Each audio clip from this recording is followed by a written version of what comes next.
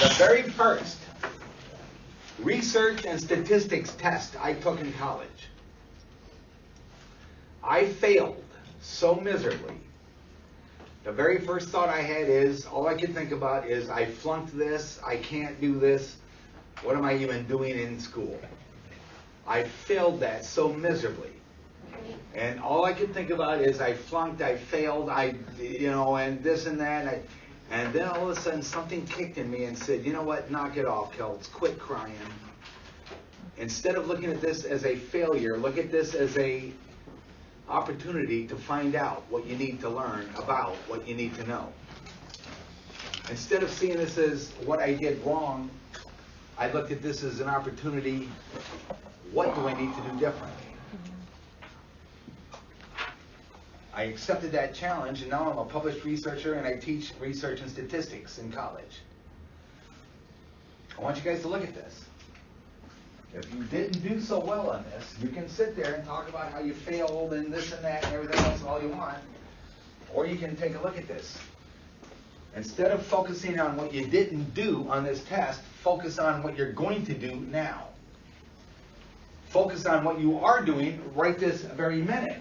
As you're getting clarifications, as you are seeking to know the stuff you need to know what you need to know. You see what I'm saying with this? Do take a look at what do I need to do different? Is this, hey, I'll tell you, I'm going to be completely honest with myself. The reason why I didn't know this question is because I wasn't there that day. The reason why I didn't know this question is because, you know what, I probably should have asked a question when he said, are there any questions? And I didn't ask a question. Maybe I was embarrassed or something. The reason why I didn't know that is because I didn't study my notes and I didn't read that psychology book quite the way I should have. Yeah, life is busy and I had a lot of other stuff to do, and besides that I was pissed off that day or whatever. And own that. And then move on. Look at this not as an indication of how much of a failure you are. Look at this as a, what am I going to do? To rise above this? To learn from this experience right here, right now? Instead of spending mental energy right this minute talking to myself about how I failed something, spend that mental energy and say to yourself, what am I going to learn today that's going to help me so that I do have this information? What am I going to do? Gang, I'm not kidding. I'm not kidding. I failed my very first test in research and statistics. I failed it so bad, I couldn't believe it. And I did, for a split second, what the fuck? I failed. I'm a failure. What am I even doing in school? I shouldn't. And if I'd have went with that, guess who wouldn't be standing here right now? You. Dan Kel. You choose. Once again, you can see this test as a 6 feet of rope. You can either now hang yourself with it or learn how to tie knots. That's up to you. See what I'm saying? Focus on right this second. The reason why this very valuable time in this class, we should be talking about new stuff we're spending here. Why? Because I care about every person. I want you to know this. If you don't know this now, you've got to get to know it. As we're going over these answers, yes, write the answer now, but do make sure you know. Make sure you do understand. And then as you examine what you did on this test, take a look at what was going on, what happened. What about what I'm doing, not doing, this, that, or anything else that prevented me from knowing this in a way that I could have gotten a different outcome on this. Does that make sense? Not about how dumb I am, how worthless I am, or anything else. And I'll tell you what, gang, if it's an attendance issue, then you better look at that. If it's I'm not spending time out of class with this information issue, then you better look at that. If it's a self-fulfilling prophecy, I can't get this, I don't got this, I can't get this, you better look at that. Look at this test right now, not as a piece of evidence of how good, bad, right, wrong, failure, this or that. No, don't look at that. Look at this as, okay, I'm going to move on from here. One of these days, I'm going to publish articles and teach statistics class. Do you see what I'm saying with that? Look at it that way. And then you can. You'll rise from this and be better. That's entirely up to you guys. Every person in here. Does that make sense? That's up to you.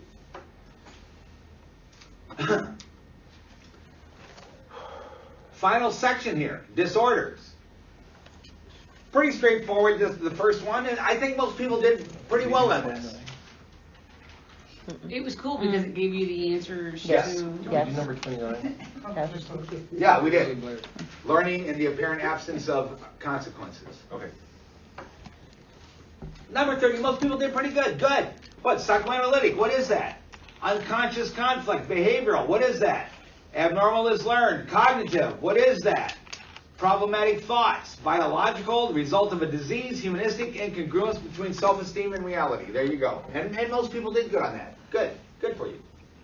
It was almost too like when you said when you're test taking, if you don't know something and then you go back, like do the rest of the test and then go back. This Very was often. already, didn't we already do this in the begin? Like Yeah. we listed You know, all of them and Gave did you a the little. answers to the And that other- is one thing about test taking. You guys got to remember something, especially this was a take home. Mhm.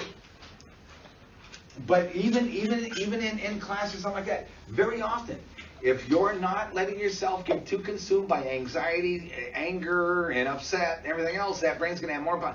Geez, we already talked about this. Damn, the answer to this question is over there. Mhm. Yes, very often that is the case.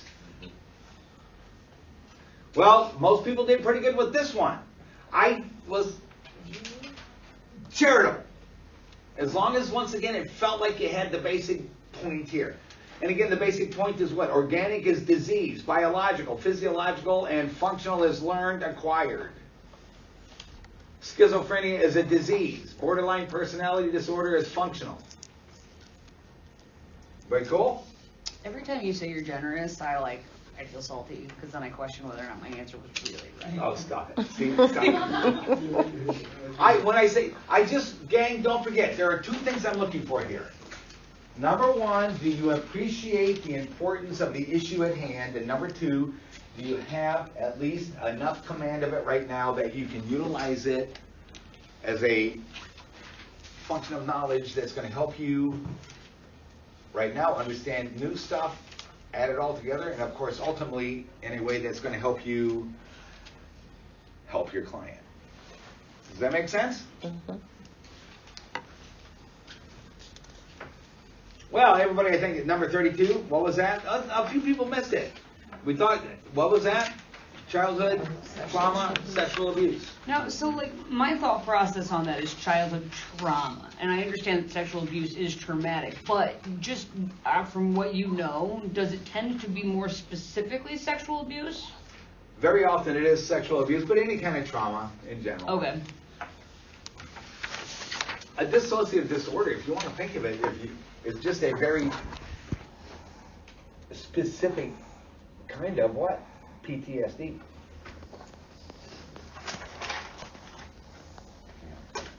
Most people did pretty good. Most people did better on this last section than other parts of it. And again, dependent. What were some of the major things? That need for somebody else. One of the things I did right on a lot of these, though, you would say the idea of need, dependent on other people and stuff, but one of the things I wanted to make sure, don't forget, with dependent, one of the driving factors behind that is that incredible, that emptiness inside and that constant need for external validation. I'm calling you at 2 o'clock in the morning to ask you what shoes to wear tomorrow to the job interview. Do I really need to know what shoes to wear, or am I calling you so that you will happily be awoken at 2 o'clock in the morning and lovingly help me with that because you love me so much? Prove to me how much you love me. Prove to me how much you care. Prove to me how important I am to you.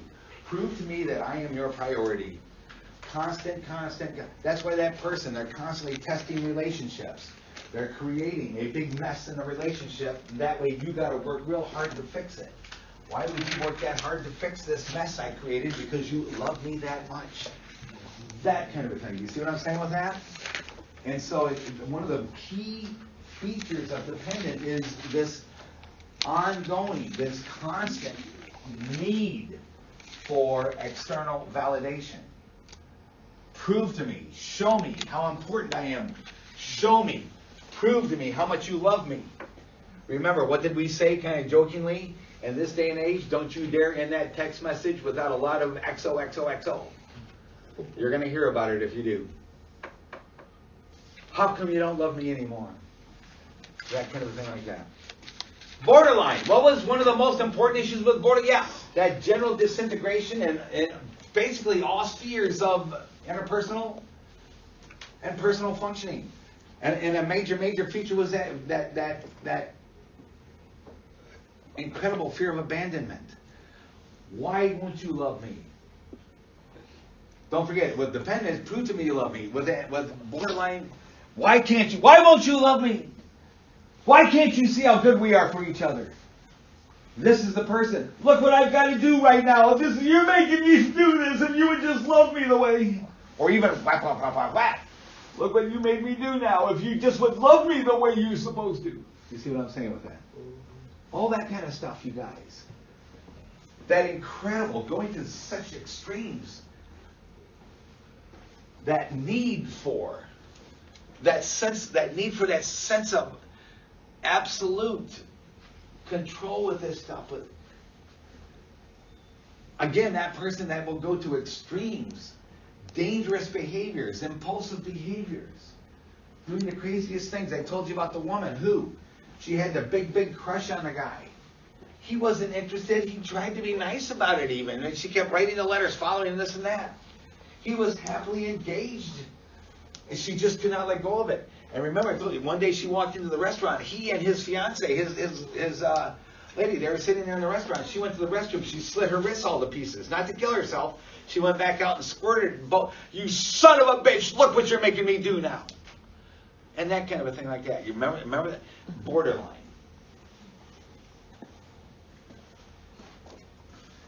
Antisocial. Well, that's the person that just don't want to hang around with other people, right? No. Cool, good. What is that, by the way? Schizoid. Schizoid. What is antisocial? That abject disrespect for other people, for the rules, the regulations, the way it's supposed to be. One of the key words, very low empathy. Very low empathy. That doesn't mean, hey, you know what? With the antisocial, what we see in the frontal lobe, what we see in that frontal lobe are really, really, really good executive functions. They know how to pull off a game and do it well. Really good executive functions with a very, very wobbly stop sign. The rules don't matter. The rules don't count. That incredible sense of entitlement, that lack of empathy. That individual, they're not going to go to bed at night. Oh, I did so many bad things. How can I sleep tonight? I feel so bad. They don't give a shit. They don't give a shit. That antisocial. Everybody see that?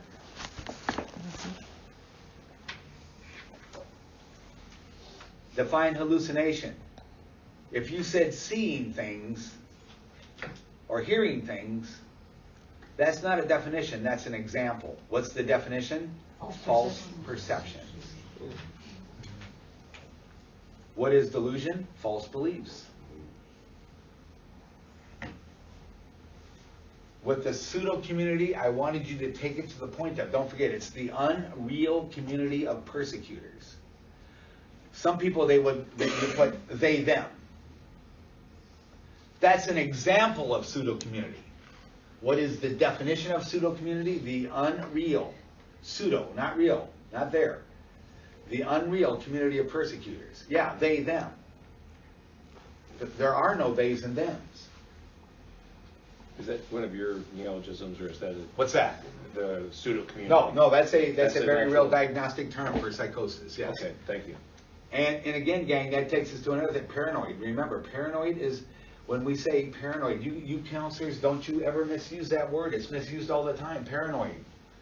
I'm doing an intake interview, or maybe a case management interview, and you seem to be hesitant. You seem to be concerned with what I'm asking you. You ask me, who are you going to tell that to?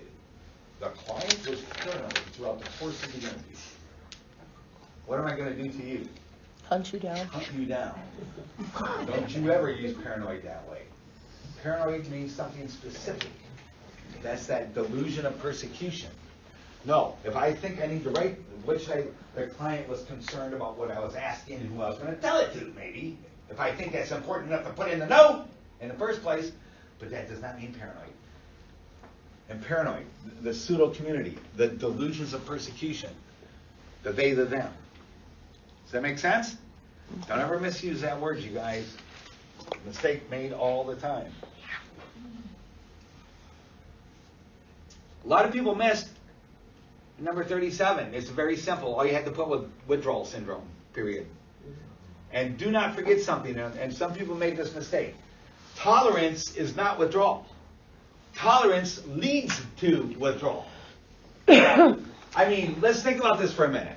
A kid who's stealing dad's beer, and the first time he does it, 1 can, he's loaded. 3 weeks later, he needs 2 cans. Does that mean he's physically dependent on? No, but it does mean he's got tolerance.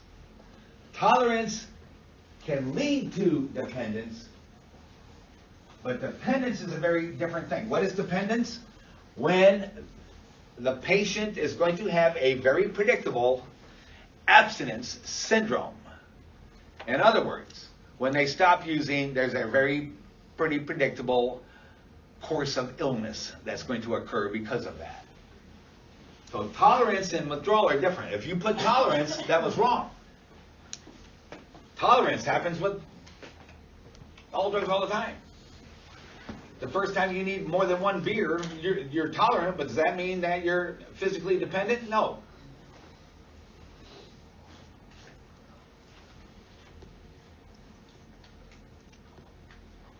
Well, we just asked about number 38. Yeah, schizoid, right? Everybody see that? Mm-hmm. I'm on a mission with the CIA to make sure all people in red states are monitored to make sure they don't turn into blue spies. Which of the following best? What is that? Delusion. Sounds like a delusion to me. Sounds like a delusion to me. That was something I misunderstood because I mean, you saying under delusion is a false belief. This guy, if he's just saying that he's on a mission, did he just make the story up? Well, that would be a belief. Well, so could you give me the full definition of confabulation? Confabulation is a whole different thing. Confabulation is a symptom of very serious now physiological interruption in brain functioning. Confabulation, where an individual is talking along and all of a sudden they run into a complete blank spot in their memory and they fill that in seamlessly with other stuff until they catch up with what they remember again. Okay. You see confabulation with things like very, very severe Korsakoff's syndrome, which is a very severe dementia, usually related to real big alcohol consumption and things like that. Years of alcohol consumption. Blackouts. Pardon me? Would it be blackouts? No. Well, blackouts can You have, just but with real heavy-duty, long-term alcohol, you end up with Korsakoff syndrome, which is Korsakoff's can make Alzheimer's look like a day in the park. And confabulation is a big feature of Korsakoff syndrome.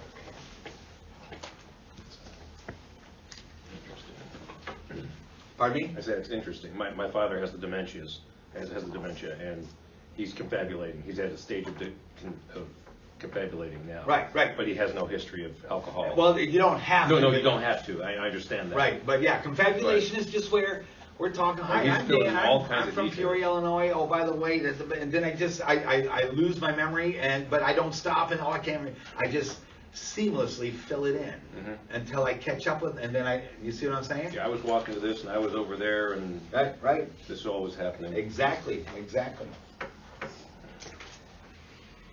Which is the most dangerous withdrawal? Alcohol. Heroin may make you wish you were dead for a few days. Alcohol can kill you in a few hours. What is anhedonia?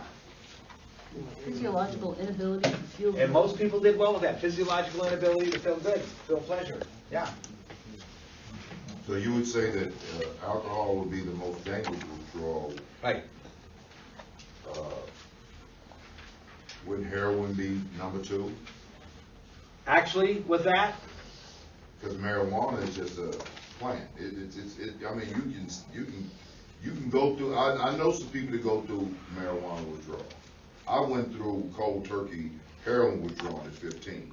right? So I'd be locked in the basement and hug the toilet and sit on the bucket naked. 'Cause Not talking about, you this see, doesn't say, I'm talking about withdrawals when I have to try to, this isn't I would rather asking, be dead. this isn't asking what's the most uncomfortable withdrawal, it's asking what's the most dangerous withdrawal. Yeah, but I could have died. Well, right, anything can kill you. Of these 4, which is the most dangerous? We know alcohol is, but wouldn't heroin be? You know what? I would probably, Because of chemicals. that I would they put probably in say heroin? cocaine next to heroin. Because- Heroin may be a much more uncomfortable, but cocaine could result in some pretty serious rebound, cardiovascular rebounds, Okay. that could even maybe sometimes be more dangerous than heroin. Okay. Heroin withdrawal may make you wish you were dead for a while. It's gonna be a real bad couple of days. Alcohol can kill you in a few hours, withdrawal. Cocaine can sometimes be pretty sneaky with some rebound stuff, physiological rebound stuff. Yeah, 'cause the doctor said it wasn't good for me to go through the cold turkey withdrawal 3 weeks. With, Heroin. well, it's certainly, With heroin. well, yeah. Because he said your body can shut down on you when you don't have that heroin in it. Well, any of those can be dangerous, Right, which is the most dangerous though. okay. And I would go alcohol, cocaine, heroin, marijuana. Okay. Drugs are bad. This is what I want, you guys, clarification questions. This is what I want. Which of the following would a patient suffering from anxiety most likely use? Marijuana. Alcohol. Alcohol. Think it'd be alcohol? Yep. I think just because it's most readily available, it's been legal the longest. And besides, guess what acts almost the same way as alcohol? Anti-anxiety. Anti-anxiety meds. Same basic effect. I feel like marijuana makes you more paranoid and like I actually have a sativa, but. anxiety. Have more anxiety. Take it the other way, depends on what you got. From class discussion, what is agoraphobia? And basically, you know what, I accepted it, I did. Fear, and that's nice, but do you really know what you're talking about when you say that? It's that accumulating, probably classical conditioning, again, fear of being in public or other vulnerable places where you're gonna feel this coming on and this sense of no way out, no escape, until your safe place becomes more and more and more restricted to home. I've worked with people who have been to the point of one particular room in their house. So if you said fear, but you know what? You better know what you're talking about when you say that. Yes. How would you, just, baseline, how would you expand that once it's gotten to the point where, I can only be here or there? How do you even begin to lead them to the opportunity that they could go somewhere? If their fear is of going to an unfamiliar location, how do you even dive into that? Well, first of all, number one, you got to rule out medical, and that means physiological anxiety. And then number two, this is going to be a chain of behavioral modification events. So basically anxiety first and then start to work back into, yes. Cocaine bugs would be an example of what? Hallucinations. Hallucinations, false perceptions. Schizophrenia, dopamine. What is psychosomatic? It's a real illness caused by psychological. It's real. This all in your head, you're just imagining, and people call that psychosomatic. That's not psychosomatic. That's psychogenic. Psychosomatic it's very real, but there's also a real good chance that this is at least exacerbated by, if not caused by, psychological stress. Psychosomatic. we talked about the general adaptation syndrome, Hans Staley. The diathesis stress, what was that? This idea, and I think most people did pretty good with this one, and the idea that you are in possession of some predisposing factor already. Maybe even genetically. Genetically, you're predisposed to a problem, but it's not being expressed. And then some major stressor comes along and just knocks you over to the other side of the fence. For example, LSD causes schizophrenia, right? No. But what if you already had the potential for schizophrenia? You took that LSD as a major insult into that physiological system, and that pushed you over the fence. Now you got schizophrenia. It kind of looks like LSD caused it, but don't forget, and this is where I made another point, was what? Correlation does not mean causation. Yes? I put genetically disposition, but the disorder that can be stressed. Right.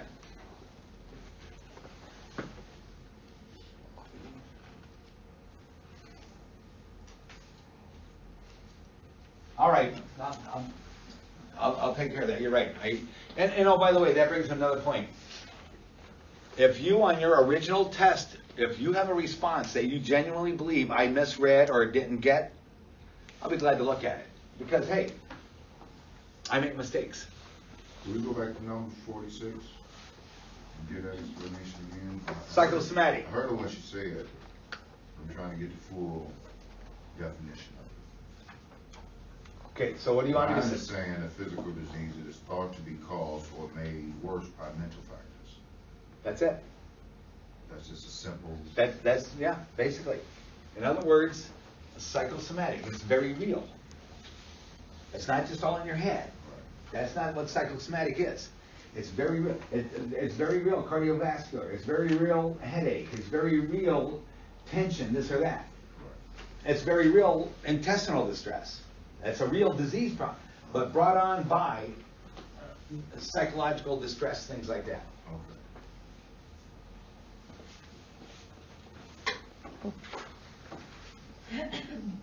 I think most people did pretty good on number 48. What is that? Anhedonia?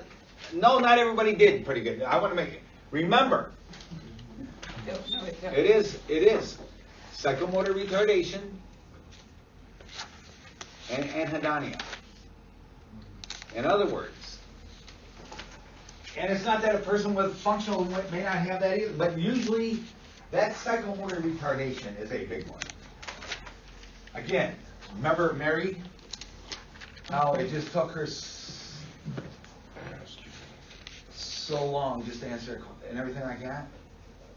That's that psychomotor retardation. Wait, did we ever get to see Mary? Huh? Or did we see Ellie or Ella? You saw Mary also. No.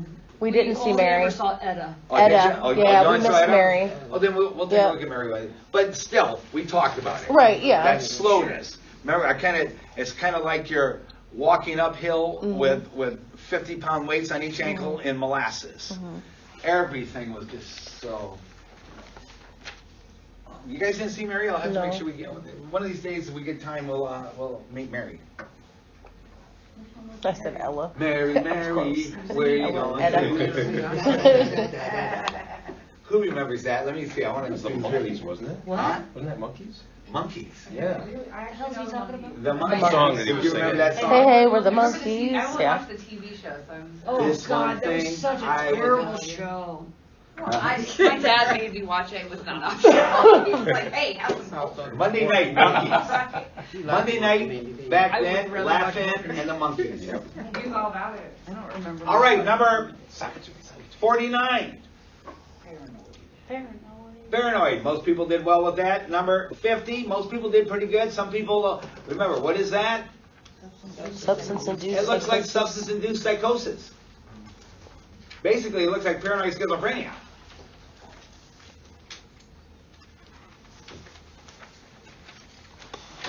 All right. I did my preach. I'm going to say it again now. You didn't do so well on this test. Well, once again, think of it as 6 feet of rope. You can either hang yourself with it or learn how to tie knots. That's up to you. I can't make you.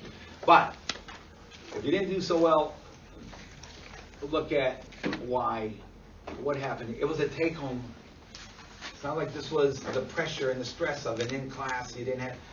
Okay, what didn't you do that you should have done? What did you do you may want to change and do a little bit different? How many of these issues did you miss because you weren't here that day? No wonder you didn't know it.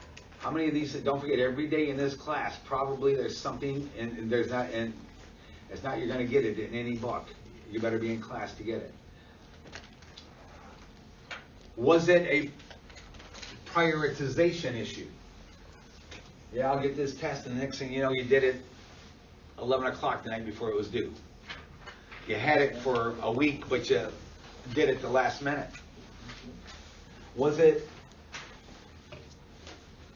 you're not reviewing your notes, you're not reading that text. How many times did I refer to the psychology book when we talked about this stuff? You're not reading, you're not this, you're not that. For how many people was it procrastination?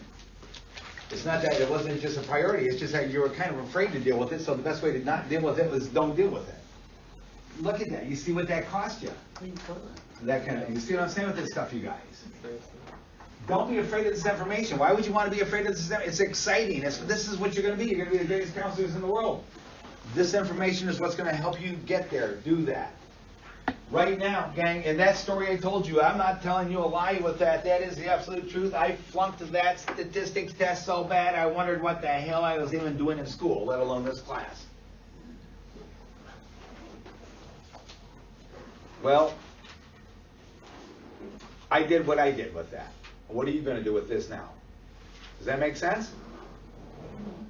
If it says see me, then Tuesday we're going to make appointments and we're going to get together. Because gang, to me, your score, your grade on this test really means nothing compared to you getting what you need to get on this test. So if there says a see me, or if there's not a score on your back page, that means you need to see me. And then we're going to get together, and we're going to put together a plan, and we're going to make sure you do get it, so that you can be successful. And that's the most important thing. No, it's the second most important thing to me is you being successful. What's the most important thing to me? The clients. The client. You're going to screw up if you don't get this the way you need to. Everybody cool? No, forget it. Anybody else got a question? No. Yes. Advice on how to not see a test as a tiger. What do you say to yourself? How is this a tiger? It's not just this class. No. For always. The thing is this. You're looking at this test instead of an evaluation of what you have, don't have, and need to do. You're looking at this as an evaluation of your self-worth. Okay. And your value and utility as a human being. Okay. Stop that. Okay. This is not that. Okay. This is a review of where you're at and where you need to head. Okay. Does that make sense? Yep. Stop making a test in this or any other class an evaluation of your self-worth Okay. or your value. And that's what you're doing. Okay. Don't do that, you guys. Don't do that. Don't do that. Don't do that no more. Oh, God, I'm so... No more. You guys take care. I'll see you Tuesday.